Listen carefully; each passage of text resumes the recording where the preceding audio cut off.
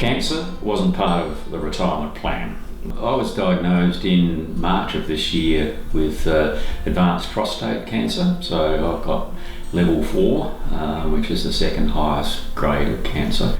It has spread to a couple of other spots in my body. You keep thinking about, okay, how long am I going to be on this planet?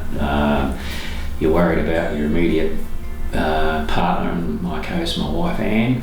You basically need the support of a whole range of different people, not just your family but professionals, and particularly the Live Cancer Service Centre. There's a range of things there that people should really take advantage of, because at the end of the day it's your life. You've only got one life, so you've got to do the utmost to preserve that and to live a healthy life.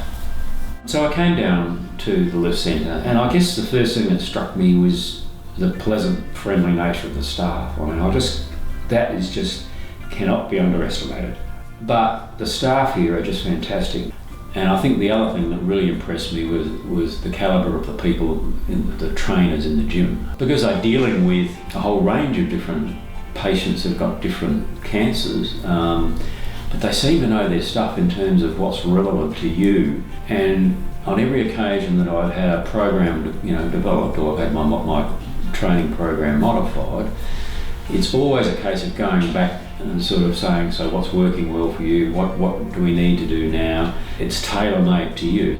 The other services that both my wife and I have access are the dietitian and the psychologist. Our GP actually encouraged my wife to use the psychologist, and so she started to come to see Nicole. And at the end of the session, she came back to me and said, I found that very useful. I could just pour my heart out and tell the psychologist all the things I'm thinking, some of which she wasn't really prepared to tell me about in terms of her thoughts.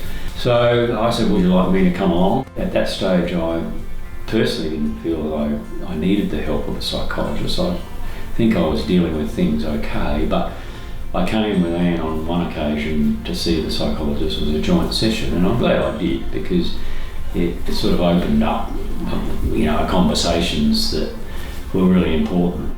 The other service we availed ourselves of here was the dietitian, Kate, and she was excellent. She was fantastic. I didn't change my diet dramatically. It was just rearranging the sequence in terms of what I ate towards the end of the day, what I ate in the middle of the day, still trying to keep that balance between a healthy fibre diet, but probably more protein in my diet than what I'd ever contemplated. It's a one-stop shop, basically, and I think that's fantastic. The Live Centre has been an important part of my being able to deal with my cancer, and also both physically and I guess emotionally. I would strongly recommend the Live Cancer Centre as almost one of the key planks. In fact, I do spend more time here than I do with any of the other professionals that are giving me treatment. And I think the attitude that the staff have here is first class. It's just really can't underestimate it. You can't control a lot of those things, so control what you can control, and fitness and health, your diet, your lifestyle, extremely important.